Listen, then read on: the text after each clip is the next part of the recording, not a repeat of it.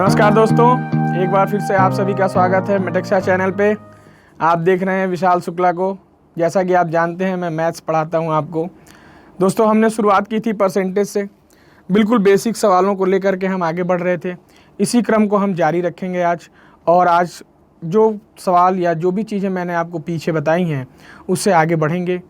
काफ़ी खुशी हो रही है, जैसा मैं देख रहा हूँ ज़्यादा से ज़्यादा लोग इसको देख पा रहे हैं। आप लोगों के कमेंट भी मनोबल बढ़ा रहे हैं। सर रोज़ आइए, हम रोज़ ही आ रहे हैं, रोज़ आएंगे।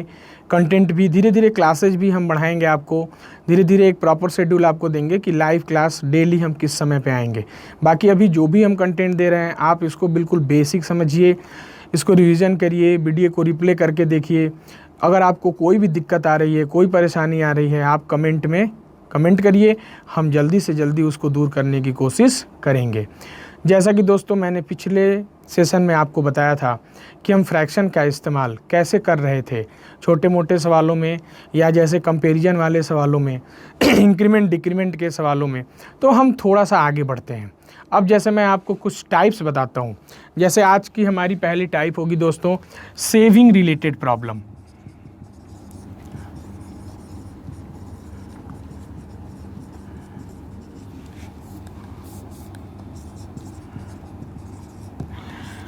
जिसको आप बचत संबंधी प्रश्न कहते हैं। ठीक है, इसमें हम कुछ सवालों को देखेंगे और मैं आपको बिल्कुल टाइप वाइज ही आगे लेके चलूँगा कि हर टाइप में कैसे सवाल बनते हैं, कैसे हम उसको हल करते हैं। दोस्तों, इसमें हमारा पहला सवाल होगा, सवाल को आप नोट करते चलें। देखिए, पहला सवाल है हमारा कि एक आदमी अपनी आय का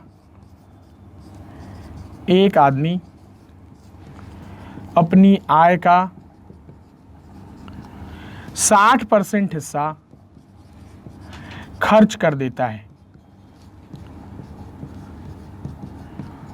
ए man spends 60% of his income. यदि उसकी आय और खर्चा दोनों ही 15% बढ़ा दिए जाएं, दोनों ही 15% बढ़ा दिए जाएं, तो बचत पर क्या प्रतिशत प्रभाव पड़ेगा। एक बार सवाल आप बिल्कुल नोट कर लें। एक आदमी अपनी आय का 60% हिस्सा खर्च कर देता है। यदि उसकी आय और खर्चे दोनों ही 15% बढ़ा दिए जाएं, तो बचत पर क्या प्रतिशत प्रभाव पड़ेगा। A man spends 60% of his income if his income and expenditure both are increased by 15%, then what will be the percent effect on saving। समझ पा रहे हैं? सवाल नोट कर लिया आपने। अब हम इसके सॉल्यूशन को देखते हैं। ठीक है, सवाल मिटा दूं मैं।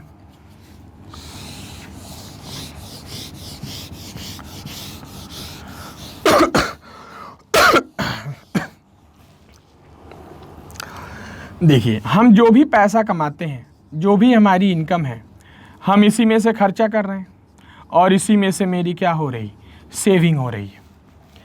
इनकम बराबर एक्सपेंडिचर प्लस सेविंग, या आय बराबर खर्चा प्लस बचत। अब सवाल में कह रहा, एक आदमी अपनी आय का 60% हिस्सा खर्च कर देता है। देखिए, अगर हम 100 रुपये कमा रहे हैं तो हम इसमें खर्चा कितना कर दिए, 60 रुपया, 60% है। तो बचत मेरी कितने की हुई होगी, देखिए 40। समझने की कोशिश करें। अगर मैं 100 रुपये कमा रहा हूँ, मैंने 60 रुपया खर्च किया, तो मेरी बचत कितने की हुई, 40। कह रहा अगर इसको बढ़ा दीजिए 15%, तो देखिए 100 का 15% बढ़ाएंगे भाई, तो कितना हो गया, 115। देखिए, खर्चा बढ़ा दूँ मैं 15%, तो अब आपको गलती नहीं करनी। पता चला आपने 60 में 15 जोड़ के 75 लिख दिया। ये 15% हम बढ़ाएंगे किसका, 60 का। देखिए, 60 का 10% कितना होता है, 6। 5% कितना होता है, 3। तो 60 का 15% कितना हो गया, 69। 115 में से 69 रुपये आपने खर्च किए, तो आपको बचत कितनी हो गई, 46 की। कितना बढ़ रहे हैं आप, देखिए पहले बचत आपकी 40 थी, अब कितनी है, 46। 6 रुपये कहाँ से बढ़े हैं आप, 40 से। 100 से गुणा कर लूँ, 20 से 2, 20 से 5, 2 से 3, आंसर कितना आ गया 15%। तो मेरी बचत कितनी हो गई 15% पहले से क्या हुई, बढ़ गई। अब मैं आपको एक छोटी सी चीज़ बताऊं, ये हल करने की ज़रूरत नहीं थी। क्यों नहीं थी? देखिए, अगर आपकी इनकम और आपका खर्चा दोनों ही 15% बढ़ रहा हो, मतलब ये दोनों ही सेम बढ़ रहा हो, बिल्कुल हल ना करिए, आंसर हमेशा वही डाटा हो जाएगा। देखिए आंसर कितना हो गया 15%। तो मैंने क्या कहा फिर से समझिएगा, अगर ये दोनों चीज़ें अलग हैं तब तो आप इसको हल करिए, अगर अलग नहीं है, ये दोनों सेम बढ़ रही हैं, तो आंसर भी, सेविंग भी बिल्कुल इतनी ही बढ़ जाती है। जैसे मैं आपसे कहूँ कि आदमी 60% खर्च कर दिया, अब उसकी इनकम 20% बढ़ गई, खर्चा भी 20% बढ़ गया, तो सीधे सीधे आप आंसर कर देंगे कि उसकी बचत कितनी बड़ी होगी 20%। एक बार देख लीजिए कैसे। देखिए अगर मैं 20% भी बढ़ाता तो मैं 100 से 120 लिखता। देखिए मैं 60 का 20% बढ़ाता तो 20% इसका कितना होता है भाई 12, तो 60 में 12 जोड़ेंगे तो कितना हो जाएगा 72। अब 120 में से मैं 72 रुपये खर्चा कर रहा हूँ, तो मेरी बचत कितनी हो गई बताइए 48 रुपये। पहले बचत थी 40, अब कितनी हो गई 48। कितना बढ़ गए हम 8, कहाँ से बढ़े हैं 40, 1/5, और 1/5 की वैल्यू कितनी होती भाई 20%। तो देखिए हम क्यों हल करें, टाइम मैनेजमेंट मैंने आपको बताया था कि हम हल क्यों करें। अगर सेम परसेंटेज बढ़ रही तो मैं सीधे सीधे आंसर मार दूंगा, कितना 20%। क्लियर है? आगे बढ़ते हैं। मान लीजिए अगर दोनों में सेम परसेंटेज ना बढ़ रही हो, थोड़ा सा आगे बढ़ें।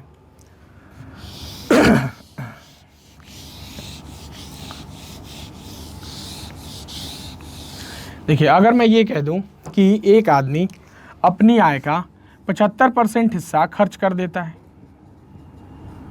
हिस्सा खर्च कर दे रहा 75%। अब मैं इसमें कहूं कि यदि उसकी आय 20% बढ़ा दीजिए, एसएससी का आया हुआ सवाल है, और खर्चा 10% बढ़ा दीजिए, तो बताइए बचत पर क्या असर पड़ेगा। A man spends 75% of his income, if his income is increased by 20%, expenditure by 10%, then what will be the percent effect on saving. सवाल समझ पा रहे हैं? देखिए अब दोनों अलग अलग चीज़ें हैं, तो ऐसा नहीं कि मैं 20 देख के 20 मार दूंगा या 10 देख के 10 मार दूंगा। कुछ लोग जल्दी के चक्कर में क्या करते हैं, फार्मूला रटे पड़े हैं x + y + xy/100। फार्मूला बिल्कुल ना रटिए, उसका इस्तेमाल कहाँ होना है ये समझ में आना चाहिए आपको। तो चला आपने लिख दिया 20 + 10 + 20 × 10/100, आंसर 32%। पहला ऑप्शन यही होगा और यही ही गलत हो जाएगा। तो आगे बढ़े हम। देखिए मैंने आपको बताया अगर हम 100 रुपये कमा रहे हैं तो इसमें से मैंने खर्च कर दिया 75 रुपये, मेरी बचत कितने की 25 रुपये की।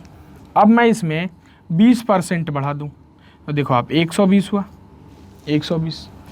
अगर मैं इसमें 10% बढ़ा दूं तो 7.5 बढ़ेगा, 7.5, तो कितना हो गया भाई 82.5। अब मैं 120 रुपये कमा रहा हूँ, मैं 82.5 रुपये खर्च कर दिया, तो देखिए मेरी बचत हो गई 37.5, 37.5। पहले 25 थी, अब 37.5 है, कितना बढ़ गए 12.5। कहाँ से बढ़ रहे हैं 25 से। देखिए 12.5 कहाँ से बढ़े हम 25 गुणे 100, या ऐसे देखो आप 1/2 है, 1/2 की वैल्यू कितनी होती है 50%। तो देखिए मेरा आंसर आ गया कि मेरी सेविंग कितनी बढ़ गई होगी 50%। एक बार फिर से देखें, मैं 100 रुपये कमा रहा था, 75 रुपये खर्च हो गया, तो मेरी बचत कितने की 25 रुपये की। अगर मैं इसमें 20% बढ़ा दूं तो 120, मैं इसमें 10% बढ़ा दूं 7.5, तो 82.5। अब 120 में से मैं 82.5 खर्च कर दिया, तो मेरी बचत कितनी हो गई 37.5 रुपये। पहले मैं 25 रुपये बचा रहा था, अब मैं 37.5 बचा रहा हूँ, तो मैंने कितना ज़्यादा बढ़ा दिया 12.5। कहाँ से बढ़ाया है 25, 1/2, 1/2 की फ्रैक्शन कितनी, परसेंटेज कितनी होती भाई 50%। तो आप कॉन्सेप्ट समझ पा रहे हैं। अगर सेम चीज़ बढ़ रही हो इनकम में, सेम चीज़ बढ़ रही हो एक्सपेंडिचर में, तो आंसर मेरा हूबहू वही डाटा हो जाता है। अगर सेम नहीं बढ़ रही हो तो हम सीधे 100 लेके कर लेंगे। अगर हम इससे थोड़ा सा आगे बढ़ें, जैसे मैंने आपसे पिछले सवाल में कहा कि मैं अपनी आय का 60% खर्च कर देता हूँ, तो मैंने इनकम 100 रुपये मानी, क्यों परसेंट है, परसेंट का मतलब आपको बताया था 100। 100 में से ली गई चीज़ ही प्रतिशतता होती है। तो हमने 100 में से 60 रुपये ले लिया। इस बार मैं 75% खर्च कर रहा हूँ, तो मैं 100 रुपये में 75 रुपये खर्च कर दिया। लेकिन मान लीजिए मेरी इनकम हमेशा 100 रुपये तो रहेगी नहीं, हो सकता है आपको इनकम ही दे रखी हो। अब जैसे हम सवाल उठाते हैं, देखिए, जिसमें इनकम खुद ही दे रखी हो, तो आप क्या करते हैं और आपको करना क्या चाहिए, ध्यान से देखिए। देखिए मैं लिख दूं कि एक आदमी अपनी आय का, एक आदमी, सवाल नोट कर सकते हैं आप, अपनी आय 13,500 में से 9,000 रुपये खर्च कर देता है। ए man spends 9,000 out of his income 13,500। यदि उसकी आय 14% और खर्चा 7% बढ़ा दिया जाए तो बचत पर क्या असर पड़ेगा। If his income is increased by 14%, his expenditure is increased by 7%, then what will be the percent effect on saving. सवाल समझ पा रहे हैं। देखिए यहाँ उसकी आय दे रखी है 13,500 रुपये, उसमें से वो 9,000 रुपये खर्च कर दिया। तो अब नॉर्मली आप करते क्या हैं, मैं आपको बताऊं। देखिए आपने तुरंत लिख लिया होगा कि 13,500 रुपये है, इसमें से 9,000 रुपये, देखिए ये आय हो गई, ये खर्चा हो गया, तो मेरी जो बचत होगी आपने तुरंत घटा के लिख लिया होगा, कितना भाई, 4500, तुरंत लिख लिया आपने। अब आप क्या करेंगे कि 13,500 का 14% बढ़ाएंगे। तो अब आप खुद सोचिए, 13,500 का 14% आपको निकालना है, तो आप देखिए यही समय आप नुकसान कर रहे हैं क्या, कि एक 13,500 गुणे 14/100, अगर आप इसको निकाल भी लोगे तो आपको 135 का पहाड़ा कहाँ याद है कि 135 गुणे 14 1890 होता है, नहीं याद है, ये 1890 आएगी। जब आप इसमें इसको जोड़ेंगे ये 15,390 आएगी। कैलकुलेशन तेज होनी चाहिए। मैं इसका 7% बढ़ा दूं तो 9,000 का 7% कितना होगा भाई, 630 रुपया, 963। तो अगर मैं 630 बढ़ा दिया तो 9630 हो गई। 15,390 में से मैं 9630 घटा दूं तो ये आ गई भाई 5870। अब आप देखिए 4500 से कितनी बढ़ गई, 5870। कितनी बढ़ी है, 1370। कहाँ से बढ़ी है, 4500 गुणे 100, 2 जीरो से 2 जीरो काट दे। 45 का पहाड़ा अगर आपको याद हो तो आंसर कितना आ जाएगा, 28%। एक बार कैलकुलेशन देख लें ज़रा। 15,390 है, मैं इसमें से 9630 घटा रहा हूँ, तो ये 0 से 0 गया, 9 - 3, थोड़ी सी देखें 6, और 13 में से 6 गया 7, ये 5760 आ रहा, 5760। तो आप यहाँ 5760 अगर लिख देते 5760, तो गुणे 100, 45 से आप भाग दोगे, 4500 से 5760 बढ़ी है, तो टोटल बढ़ी कितनी है भाई, 1260, 1260। 45 दूनी 90 गए, कितना बच गया भाई, इसमें से बच गया आपका 36, 45 × 360। देखिए अभी जैसे आपने खुद ही देखा कि यहाँ छोटी मोटी कैलकुलेशन मिस्टेक पहली बार जब आप कर रहे हैं तो आप भी कर सकते हैं। जैसे कि यहाँ कैलकुलेशन मिस्टेक हुई, ये देखिए जानबूझ के भी मैंने किया क्या, कि अगर आप ऐसे हल कर रहे हैं तो कहीं ना कहीं में भी ऐसा हो सकता है एट ए पॉइंट कि आप छोटी सी कैलकुलेशन मिस्टेक हो जाए और बाद में आप जाके आंसर गलत लिख दें। अब मैं यही आपको समझाना चाहता हूँ कि देखिए ये करने में भी मुझे समय लगा, मुझे यही नहीं करना चाहिए था। देखिए जितनी कैलकुलेशन हम बढ़ाएंगे उतने ही नंबर ऑफ़ एरर्स के चांसेस बढ़ते चले जाते हैं। मेरा मानना ये है पर्सनली कि आप कम से कम कैलकुलेशन करिए, जिससे कि नंबर ऑफ़ एरर्स जो हो रहे हैं ना, इसके होने के चांसेस ही बिल्कुल 0 हो जाए, गलती ही सवाल ना हो। अब इसको मैं करूँगा कैसे, आप ध्यान से देखिए। आंसर याद रखिए 28%।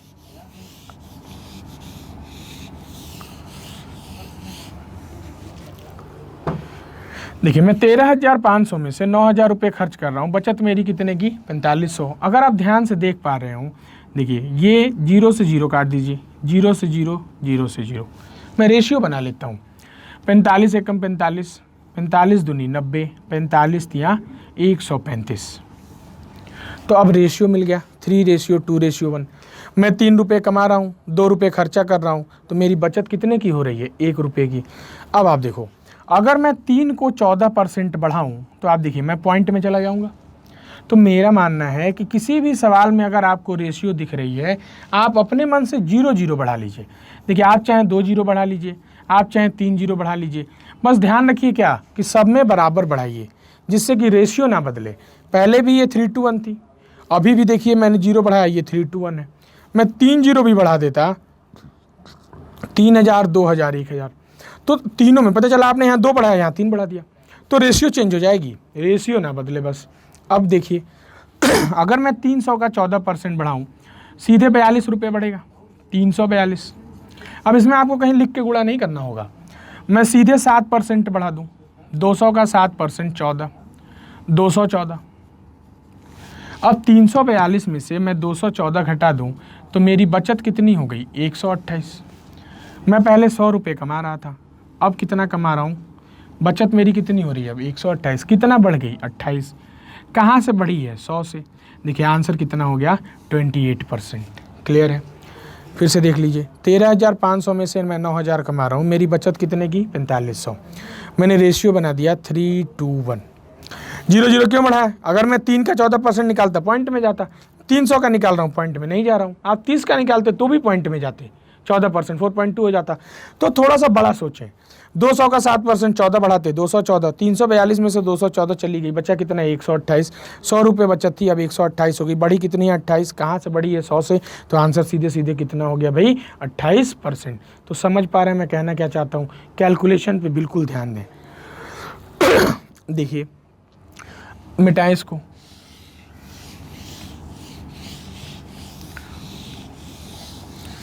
देखिए, जैसे एक सवाल मैं आपको बताऊं, कहा एक लड़की ने जो है मछली, नमक और चावल पे 3:7:4 में खर्च किया। देखिए मैं 0 0 का कॉन्सेप्ट बताता हूं आपको। एक लड़की जो है या एक परिवार मछली, नमक और चावल पे 3:7:4 में खर्चा कर रहा। अब आपसे कहा कि मछली की जो कीमत है इसको 33 से ही 1/3% बढ़ा दो। देखिए ये ऊपर अगर रो है तो बढ़ेगी। नमक की कीमत जो है 14 से ही 2/7% घटा दो, घट गई। और चावल की कीमत जो है कह रहा कि 50% बढ़ा दो। समझिए, ये दिया आपको 3:7:4, 33 1/3% आप बढ़ा रहे हैं, 14 से ही 2/7 घटा रहे हैं, 50% बढ़ा रहे हैं। आप उसको कहेगा बताइए परिवार के खर्चे में क्या प्रतिशत प्रभाव पड़ा, मतलब घट गया या बढ़ गया। अब आप खुद सोचो कि 33 1/3% है, 3 का 33 1/3 1 होगा, ठीक है। 7 का 14 2/7 1 ही होगा।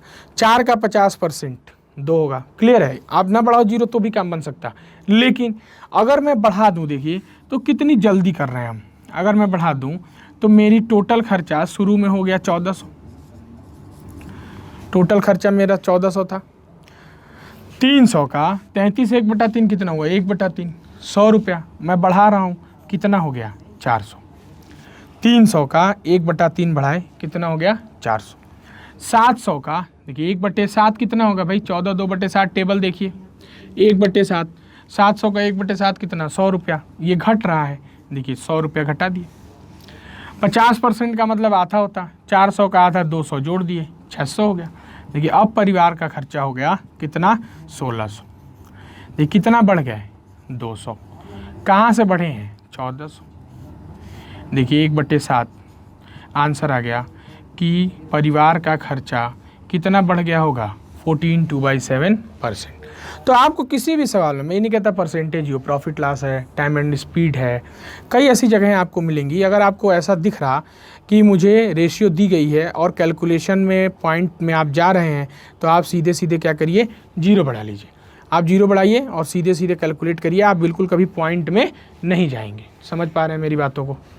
आगे बढ़ते हैं। देखिए सवालों को बिल्कुल नोट करते हुए चलें। देखिए मैं थोड़ा सा आगे बढ़ूँ, मैं आगे ये कहता हूँ कि कैटरीना जो है, कैटरीना अपनी आय का 50% हिस्सा ब्यूटी पार्लर में खर्च कर देती है, सौंदर्य प्रसाधन कहते हैं हिंदी में इसको। शेष राशि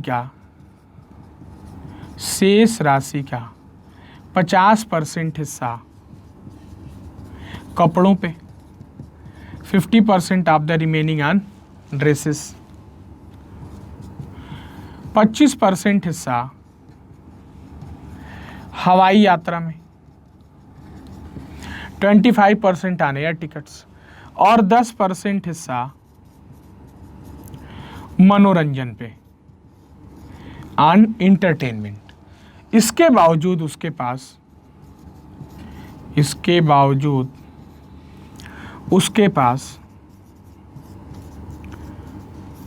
90,000 रुपये बच जाते हैं।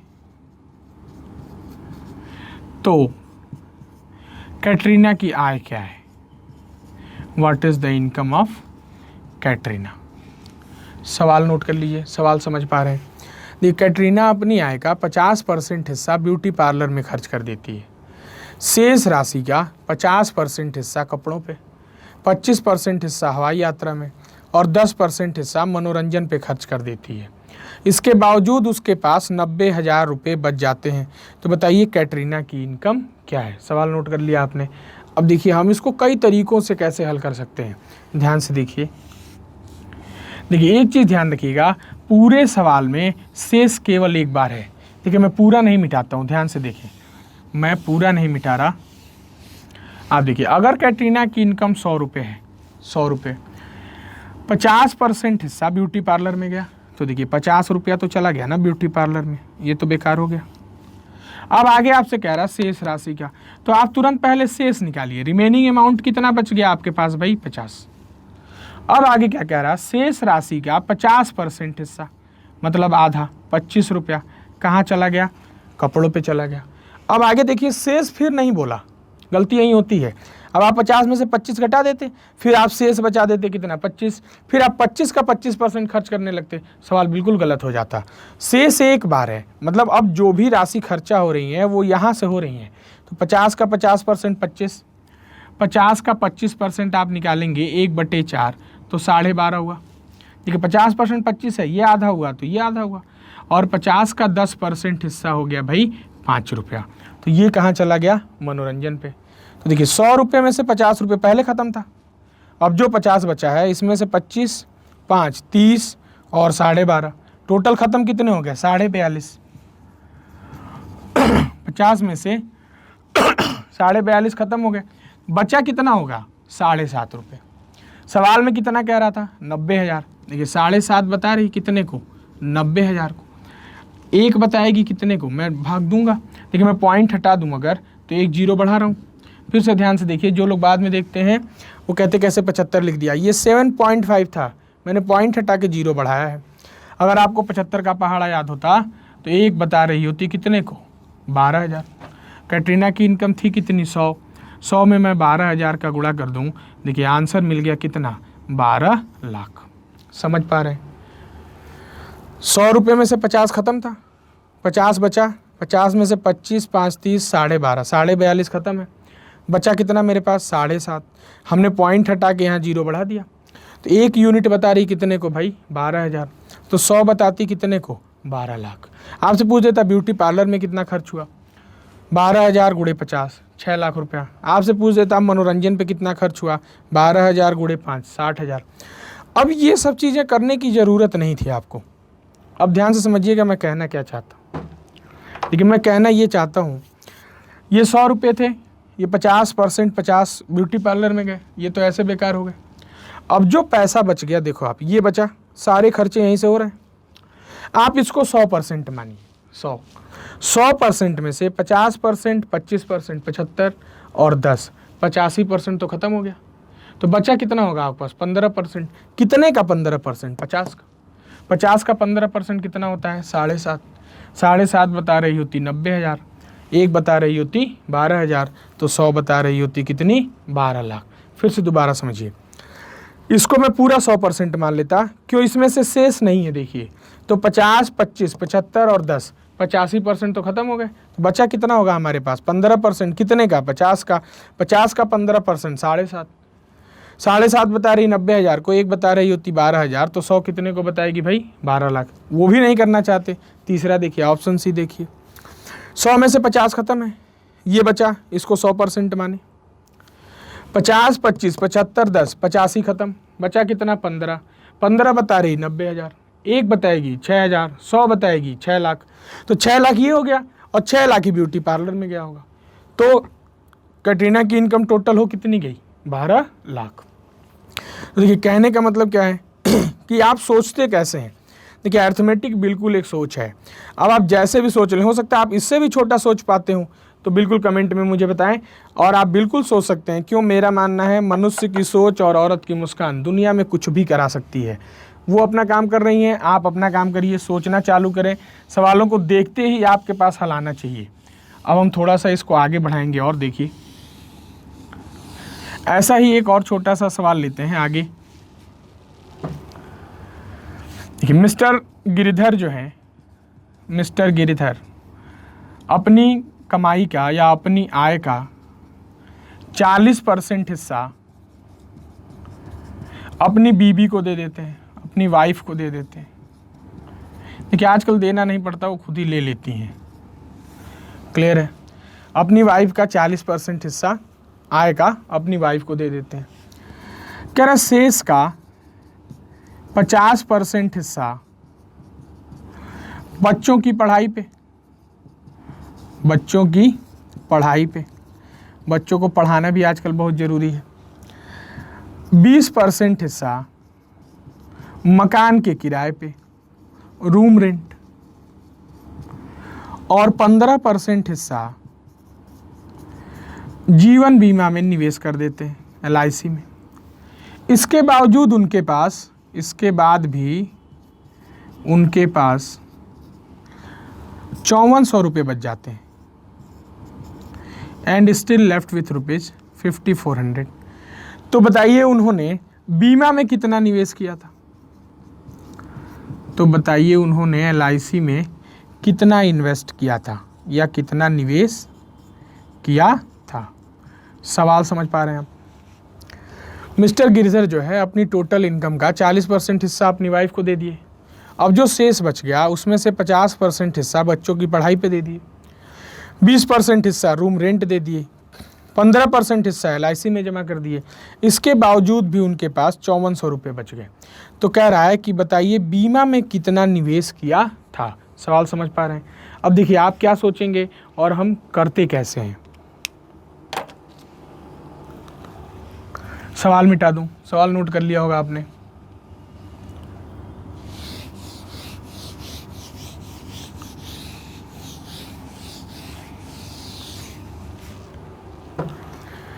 देखिए, अगर मैं मिस्टर गिरधर की इनकम 100 रुपये मान लेता हूँ, गिरधर की इनकम 100 है। देखिए, 40% हिस्सा मतलब 40 रुपया तो वाइफ को दे दिए, तो ये तो ऐसे ही बेकार हो गया, 40 हो गया। अब शेष आपके पास बच कितना गया? 60 रुपया बचा। कह रहा है इसका 50% हिस्सा चला गया बच्चों की पढ़ाई पे। देखिए, इसके बाद आपसे कहा 20% चला गया रूम रेंट पे, 15% चला गया बीमा में, यही बोला आपसे, और लास्ट में बच गया इनके पास 5400। ध्यान से समझिएगा, मैं पूरा हल नहीं करूंगा, देख के आंसर कैसे बता सकते थे। देखिए, 100 में से 40% चला गया वाइफ के पास, अब ये 60% बचा। अब देखिए, अगर मैंने अभी आपको बताया, अगर मैं इसको 100% मान लूँ जो बच गया है, तो 50%, 20%, 70%, 15%, 85%, तो 85% तो खत्म हो गया।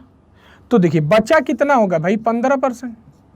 देखिए, बचा कितना होगा? 15%। अब मेरे पास बचा ही 5400 है। तो देखिए, अगर ये 15 5400 को बता रही, तो ये 15 भी तो 5400 को बताएगी। तो सीधे सीधे आंसर आ गया कि बीमा में पैसा गया कितना था? 5400, 5400। अब मैं आपको यही बता रहा था, एक बार फिर से समझते हैं। क्या आपने 60 में 30 निकाला, 12, 9, 60 में से 51 रुपये खर्च हो गए, बचा कितना? 9 बता रही 5400। फिर आप निकाले होंगे, एक बताएगी 600, फिर आप देखेंगे बीमा में कितना गया? 9, तो 9 बताए कितने को? 5400। देखिए घूम फिर के फिर वहीं आ गया। तो मैं क्यों कैलकुलेशन बढ़ाऊँ, मैं क्यों बार बार कैलकुलेट करूँ। जो मैंने आपको समझाया उसको समझे। 60 में से 50, 20, 70, 15, 85 खत्म। बचा कितना मेरे पास 15। जो बचा उतना बीमा में गया। बचा 5400, तो बीमा में कितना गया भाई 5400 रुपये। बिल्कुल क्लियर है। आगे बढ़ते हैं।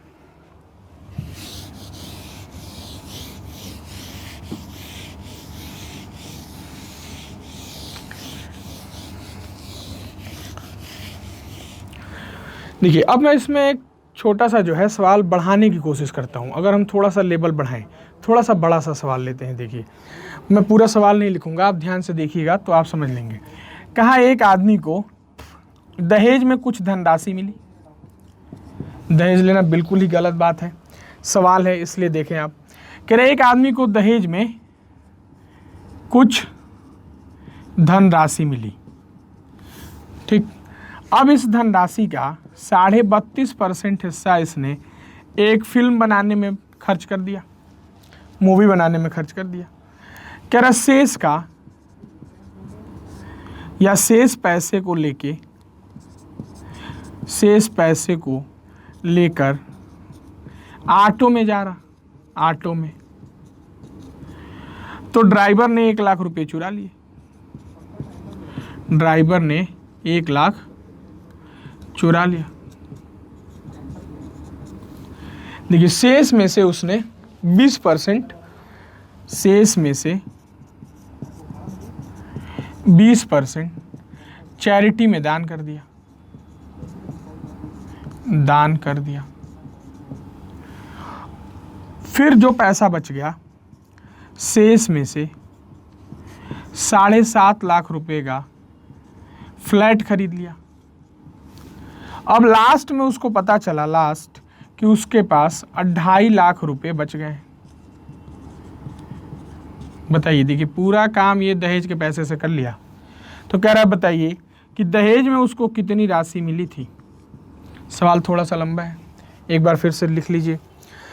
ए man got some money as dowry. दहेज में कुछ धनराशि मिली है। इस धनराशि का 32.5% हिस्सा वो एक फिल्म बनाने में खर्च कर देता है। शेष राशि को लेकर वह ऑटो में जा रहा था। ऑटो वाले ने 1 लाख रुपए चुरा लिया। अब जो पैसा बच गया उसमें से उसने 20% चैरिटी में दान कर दिया। फिर दान करने के बाद जो पैसा बचा उसमें से उसने 7.5 लाख रुपए का एक फ्लैट खरीद लिया। फिर लास्ट में उसने देखा कि उसके पास 2.5 लाख रुपए बच गए हैं। तो अब आपसे पूछेगा कि बताइए दहेज में कितनी धनराशि मिली थी। एक बार कोशिश करें, कमेंट में आप आंसर दिया करिए, जिससे पता चलता है कि कितने लोग देख रहे हैं, कितने लोग कैलकुलेशन सही है, कितने लोगों को टाइम ज़्यादा लग रहा है। देखिए मेरा मेन मोटो क्या है, मेरा मेन मोटो है कि आपकी बेसिक क्लियर होते चलें। मेरा मेन मोटो है कि धीरे धीरे हम कैलकुलेशन को इतना आगे बढ़ा दें कि आप सवाल देख रहे हो तो मैं ये नहीं कहता ठीक है कि ये तो बहुत बड़ी बात हो जाएगी देखते ही आंसर लगाना। हालांकि कोई बहुत बड़ी बात नहीं है। आप अगर पर्सनली ऑफलाइन आके मुझसे लखनऊ कानपुर में मिलें, मैं सवाल देखते ही पूरा सवाल नहीं पढ़ता हूँ। मैं आपको इतना बता सकता है कि ये किस किताब का सवाल है, किस पेपर में आया हुआ सवाल है, किस पन्ने पे लिखा है, कौन सा सवाल है, कौन सा ऑप्शन सही है और वो क्यों गलत है। ऐसे नहीं करेंगे। देखिए मैं ऐसा नहीं कि कोई आपको बहुत अलग सी चीज़ें दे दूंगा या अलग से सवाल बना दूंगा। सवाल वही हैं, बस मेरा मानना क्या है, करने का तरीका मुझे औरों से थोड़ा सा अलग बनाता है। जो आप देख रहे हैं मैं बस वही चीज़ आपको सिखाना चाहता गया कि डाटा पे इतनी कमांड हो कि अगर कैलकुलेशन है, अब जैसे 12 गुणे 13 कहीं दिखा, अब पता चला गुणा करने लगे 12 गुणे 13 दिखना चाहिए 156 है, 15 गुणे 13 दिख रहा है आपको दिखना चाहिए 195 है, 96 गुणे 95 दिख रहा है आपको दिखना चाहिए 9120, 91 20 है। 103 का कोई स्क्वायर पूछ रहा तो लेट नहीं होना चाहिए 10609, 109 पूछ रहा तो 118 81 आपको याद होना चाहिए, 105 का कोई क्यूब भी पूछ दे तो आपको तुरंत पता होना चाहिए 115 76 25। तो ये सब चीज़ें आएंगी, ऐसा नहीं कि पहले दिन से आ जाएंगी, लेकिन थोड़ा बहुत आपको प्रैक्टिस करनी होगी। आप सवाल को लिख लें, कोशिश करिए हल करने की, मैं तुरंत ही आंसर बताता हूं आपको।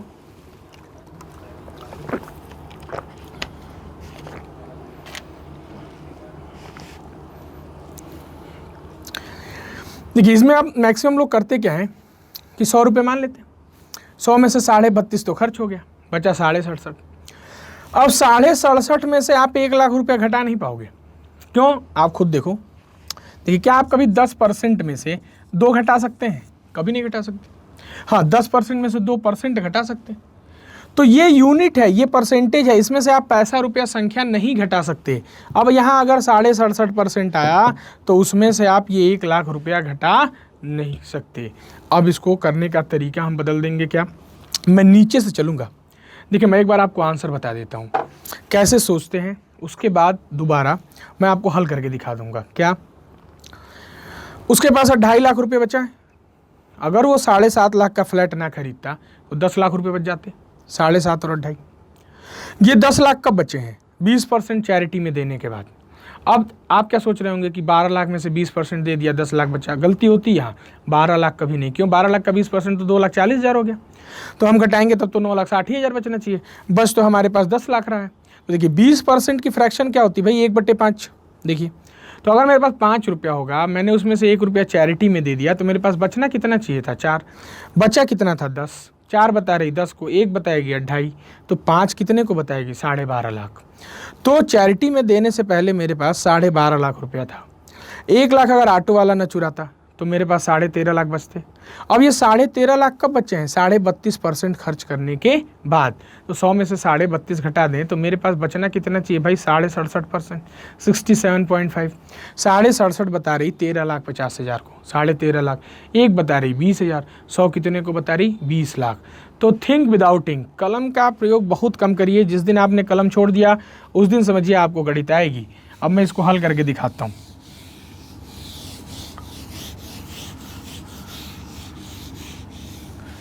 देखो आप, हमारे पास 100% पैसा था, इसमें से 32.5% हमने खर्च कर दिया, तो हमारे पास 67.5% बच गया। इसमें से ऑटो वाले ने 1 लाख रुपये चुरा लिया। 1 लाख चुराने के बाद मैं चैरिटी में 20% दे रहा हूँ। 20% की फ्रैक्शन कितनी? 1/5। तो 5 रुपये में से मैंने 1 रुपया चैरिटी में दे दिया, तो मेरे पास बचा कितना भाई? 4। 4 में से मैं 7.5 लाख रुपये का फ्लैट खरीद ले रहा हूँ, और लास्ट में मेरे पास बच कितना गया? 2.5 लाख। ये सवाल था, फिर से समझिए। देखिए 7.5 और 2.5, अगर ये मैं फ्लैट ना खरीदता तो 10 बचता।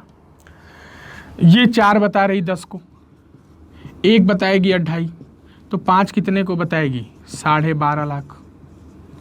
तो आप देखिए, मुझे चैरिटी में दान करने से पहले मेरे पास कितना था? 12.5 लाख।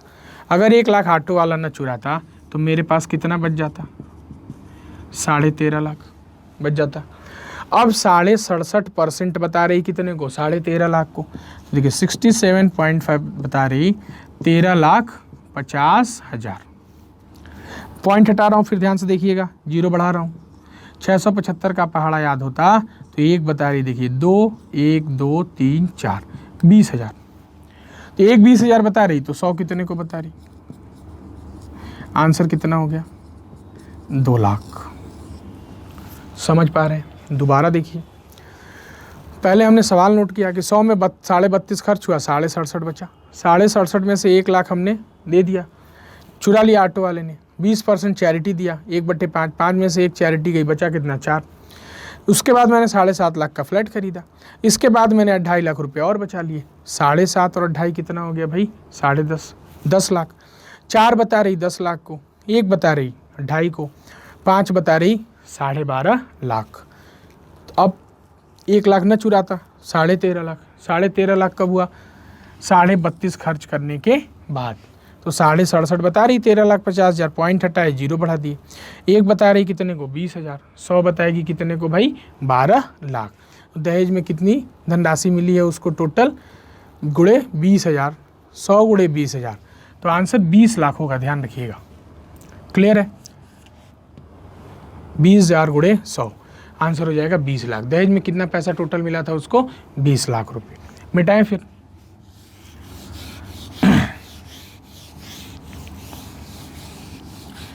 कि ये सब सवाल थे हमारे सेविंग रिलेटेड प्रॉब्लम, क्लियर है? अब मैं थोड़ा सा आगे बढ़ूँ, आपको टाइप और बढ़ाऊँ। जैसा कि मैंने कमेंट में देखा, सब लोग कह रहे हैं सर थोड़ा सा और समय दीजिए। बिल्कुल समय देंगे आपको। मैं चाहता हूँ आप जो भी चीज़ें मैं बता रहा हूँ इसको आप रिवाइज़ करें, जितना ज़्यादा से ज़्यादा रिवाइज़ कर सकें। इस पर सवाल उठाइए, सवाल क्वेश्चन पेपर उठा लीजिए, किताबें उठा लीजिए, व्हाटएवर कोई भी किताब उठाइए, देखिए जो मैं बताया क्या ये वहाँ इम्प्लीमेंट हो रहा नहीं हो रहा। किसी सवाल में नहीं होता है, मेरी जिम्मेदारी है आप कमेंट करें, मैं बिल्कुल उस सवाल को पर्सनली आपको भेजूंगा, पर्सनली डिस्कस कर दूंगा मैं आपको, कोई दिक्कत नहीं है। आगे बढ़ते हैं, दूसरी टाइप होगी हमारी शुगर बेस्ड प्रॉब्लम्स।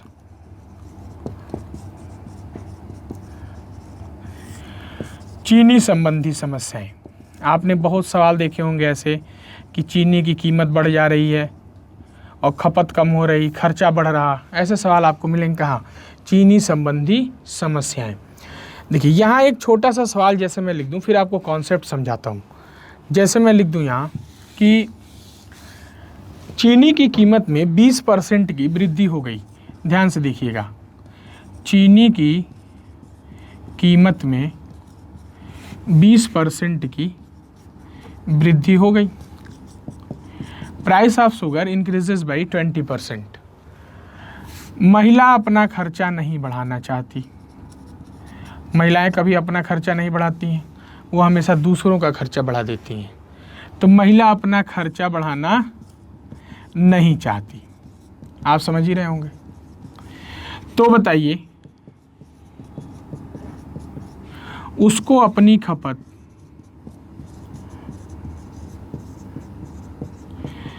कितने % कम करनी होगी? चीनी की कीमत में 20% की वृद्धि हो गई, महिला अपना खर्चा बढ़ाना नहीं चाहती, तो बताइए उसको अपनी खपत कितने % कम करनी होगी? Price of sugar increases by 20%। Housewife is not ready to increase her expenditure, then find out by how much % should she decrease her consumption. Clear है? कुछ लोग इंग्लिश वाले भी हैं। अब देखो, मैंने आपको पहले दिन समझाया था, किसी भी सवाल में देखिए एक 20% का इंक्रीमेंट हुआ है, 20% की वृद्धि होगी। आपसे पूछ रहा खपत कितने % कम कर दूं? मैंने आपको बताया था कि अगर टेबल आपको सीक्वेंस में याद है तो 20 के ठीक नीचे वैल्यू क्या दिख रही है आपको? 16 सही 2/3। तो आंसर कितना हो जाता भाई? 16/2/3। महिला को अपनी खपत बढ़ानी पड़ेगी, कितना घटानी पड़ेगी? 16/2/3, 16 सही 2/3%। क्यों? चीनी की कीमत क्या हो रही है? बढ़ रही है। अब इसका थोड़ा एक बेसिक कॉन्सेप्ट समझ लेते हैं। देखिए ये तो आंसर बता दिया आपने टेबल देख करके। देखिए जैसे मैं ये कहूँ कि चीनी की कीमत, मान लीजिए आपके पास एक 100 रुपये की नोट है, 100, और मार्केट में चीनी आपको 100 रुपये प्रति किलोग्राम मिल रही, तो आप देखो आप आराम से 1 किलोग्राम चीनी खरीद सकते हैं। 100 रुपये आपके पास भी है, मार्केट में भी 100 रुपये प्रति किलोग्राम है। अब मान लो मार्केट में बढ़ गया भाई 150 रुपये हो गया और आपके पास पैसा भी इतना ही है, तो क्या आप 1 किलोग्राम खरीद पाओगे? नहीं खरीद पाओगे। तो देखिए अगर कीमत बढ़ रही, कीमत, तो मेरा कंजप्शन क्या हो रहा? खपत क्या हो रही? मेरी घट रही, मैं उतना खरीद ही नहीं पा रहा हूँ। तो ध्यान रखिए कीमत और खपत दोनों एक दूसरे के व्युत्क्रमानुपाती क्रमानुपाती होते हैं। मान लीजिए आप 150 आपने ठीक है 20 रुपया बढ़ा ही दिया, चलो 120, तो क्या अभी भी आप 1 किलोग्राम खरीद पाएंगे? नहीं खरीद पाएंगे। तो बस इस चीज़ का ध्यान रखिए कि अगर कीमत बढ़ रही तो खपत उसकी हमेशा क्या होगी? घटेगी। अगर कीमत घट रही तो इसकी खपत क्या होगी? बढ़ेगी। आप ऐसे समझ लो, आप किसी फल की दुकान पे जाइए, संतरा मान लीजिए 2 रुपये किलो मिल रहा हो, तो आप आराम से 100-200 किलो खरीद सकते हैं। लेकिन पता चला आप गए और संतरा 200 रुपये प्रति किलोग्राम मिल रहा हो, तो हो सकता है आप 2-4 दिन दुकान ही पे ना जाओ। कहने का मतलब क्या? कंजप्शन आपने बिल्कुल कम कर दिया, या आप खरीदो तो 100 ग्राम 200 ग्राम, क्यों? 200 रुपये है। तो कीमत अगर बढ़ेगी तो खपत हमेशा क्या होती जाएगी? कम होती जाएगी। ये इन सवाल में, ऐसे सवालों में सिंगल कॉन्सेप्ट आप हमेशा ध्यान रखिए, ठीक है। अब ये आंसर जो हमने 16/2/3 लिखा, वो हम ले कैसे आते हैं? देखिए कीमत 100 रुपये थी, 100, 20% बढ़ गई, परसेंट है इसलिए 100 माना, तो कीमत हो कितनी गई भाई? 120। अब महिला अपना खर्चा बढ़ाना नहीं चाहती, तो अगर खर्चा नहीं बढ़ा रही तो हमेशा यही लौटेंगे, ध्यान रखिएगा। तो 120 से 100 लौट रहे हैं, कितना लौट रहे हैं? 20। कहाँ से लौट रहे हैं? 120 से। देखिए 1/6, और 1/6 का मतलब ही क्या होता है? 16/2/3। तो महिला को अपनी खपत कितनी घटानी होगी? 16 से ही 2/3। क्यों घट रही है? देखिए कीमत बढ़ रही, खपत क्या होगी? घटेगी। आप यहाँ से भी देख सकते हैं, मैं बड़ी संख्या से छोटी संख्या पे जा रहा हूँ, 120 से 100 पे जा रहा हूँ, इसका मतलब मुझे कंजप्शन अपना क्या करना होगा? कम करना होगा। ध्यान से समझिए फिर से, चीनी की कीमत 20% बढ़ी है, 100 से 20% बढ़ी, 120 हो गई। महिला अपना खर्चा नहीं बढ़ाना चाहती, नहीं बढ़ाएगी तो हम सीधे कहाँ लौटेंगे, 100 पे। कितना लौट रहे हैं, 20। कहाँ से लौट रहे हैं, 120 से। 1/6 आंसर कितना, 16, 2/3। अब देखिए मैं इसी में वेरिएशन कर देता हूँ, हर बार आपको सवाल लिखने की ज़रूरत नहीं है। देखिए दूसरा जो इसका सवाल बनेगा, मैं कह दूंगा चीनी की कीमत में 20% की कमी हो गई, महिला अपना खर्चा अब घटा नहीं रही है। तो देखिए अगर चीनी की कीमत 100 रुपये थी, 20% कम हो गई तो 80 हो गई। तो अगर जैसे आप पहले 100 रुपये किलोग्राम चीनी थी, 100 रुपये महिला के पास, तो 1 किलोग्राम खरीद रही। अगर कीमत ही 80 रुपये हो गई और महिला को 1 ही किलोग्राम खरीदना है तो महिला को 80 रुपये अपनी खर्चा कर देना चाहिए, महिला को अपना खर्चा 20% घटा देना चाहिए। लेकिन महिला तो खर्चा घटा ही नहीं रही, तो इसका मतलब क्या, महिला अब 1 किलोग्राम से ज़्यादा खरीदेगी। तो इस केस में महिला को कंजप्शन क्या करना होगा, बढ़ाना होगा। क्यों, प्राइस कम हो रहा तो कंजप्शन क्या होगा भाई, बढ़ेगा। देखिए हम 80 से 100 लौटेंगे, छोटी संख्या से बड़ी संख्या पे जा रहे हैं, इसका मतलब कंजप्शन क्या हो रहा, मेरा बढ़ रहा। कितना बढ़ रहा भाई, 20। कहाँ से बढ़ रहा, 80 से। 1/4 और 1/4 की वैल्यू कितनी होती है, 25%। मैंने आपको बताया था, हम टेबल से भी देख के बता सकते थे। 20 कम है, ज़्यादा पूछा तो आंसर कितना हो जाएगा, 25%। बातों को समझ पा रहे हैं। फिर से देखिए 100 से 20% घट गया 80। हम 80 से खर्चा नहीं घट बढ़ रहा तो हम वहीं लौटेंगे, कहाँ, 100 पे। कितना लौट रहे हैं, 20। कहाँ से लौट रहे हैं, 80 से। 1/4 आंसर कितना, 25%। अब देखिए थोड़ा सा और आगे बढ़ाएं इसको। अब महिला भी खर्चा घटाने बढ़ाने लगे, कि मैं कह दूँ चीनी की कीमत में 20% की वृद्धि हो गई, महिला अपना खर्चा 10% बढ़ा देती है। देखिए कीमत 20% बढ़ी, महिला ने 10% बढ़ाया, तो क्या ये उतना चीनी खरीद पाएगी, नहीं खरीद पाएगी। तो आपसे पूछेगा बताइए महिला को अपनी खपत कितने % कम करनी होगी, how much % should she decrease her consumption. Clear है। तो देखिए चीनी की कीमत 20% बढ़ी है तो 120 हो गई, 120। अब महिला अगर अपना खर्चा नहीं बढ़ाती या घटाती तो हम यहीं लौटते, लेकिन महिला ने तो अपना खर्चा 10% बढ़ा दिया, तो महिला कहाँ पहुँच गई, देखिए 110। तो अब हम यहाँ से यहाँ लौटेंगे, ध्यान रखिएगा। कितना लौट रहे हैं, 10। कहाँ से लौट रहे हैं, 120। 1/12 की फ्रैक्शन कितनी होती, 8 से ही 1/3। देखिए बड़ी संख्या से छोटी संख्या पे आ रहे हैं, कंजप्शन हमारा क्या हो रहा होगा, कम हो रहा होगा। फिर से देखिए 100 से 20% बढ़ी, 120। 100 से 10%, 110। खर्चा घट बढ़ नहीं रहा, यहीं लौटते। खर्चा घट बढ़ गया तो यहाँ लौटेंगे, 120 से 110। कितना लौटे, 10। कहाँ से, 120। आंसर कितना, 8 से ही 1/3। देखिए थोड़ा सा अंतर कर दें, कहूँ महिला 20% की कमी हो गई, महिला अपना खर्चा 10% घटाती है बस। देखिए अब 20% कमी हो गई, अगर महिला को कम खरीदना हो तो उसको अपना खर्चा 20% घटा देना चाहिए, लेकिन वो 10% घटा रही, इसका मतलब ज़्यादा खरीदना चाहती है। तो आपसे पूछेगा खपत कितने % बढ़ा दूँ, महिला अपनी खपत, अपने कंजप्शन कितने % बढ़ा देगी। देखिए 100 से 20% की कमी हो गई, तो 20% कमी हुई तो कहाँ पहुँच गई, 80। महिला कहाँ पहुँच गई, देखिए उसने 10% घटाया, 90। तो हम 80 से 90 लौटेंगे। कितना लौट रहे हैं, 10। कहाँ से लौट रहे हैं, 80। 1/8 का मतलब है क्या, 12.5%। छोटी संख्या से बड़ी संख्या पे लौट रहे हैं, इसका मतलब कंजप्शन मुझे बढ़ाना होगा। तो मैंने आपको 4 सवाल बताए। अगर कीमत बढ़ रही, महिला खर्चा नहीं बढ़ा रही, आप यहीं लौटिए। कीमत घट रही, महिला खर्चा नहीं घटा रही, आप यहीं लौटिए। कीमत बढ़ गई, घट गई, महिला ने खर्चा घटा बढ़ा दिया, आप यहाँ लौटिए। छोटी संख्या से बड़ी संख्या पे लौट रहे हैं, कंजप्शन बढ़ेगा। बड़ी संख्या से छोटी संख्या पे लौट रहे हैं, कंजप्शन घटेगा।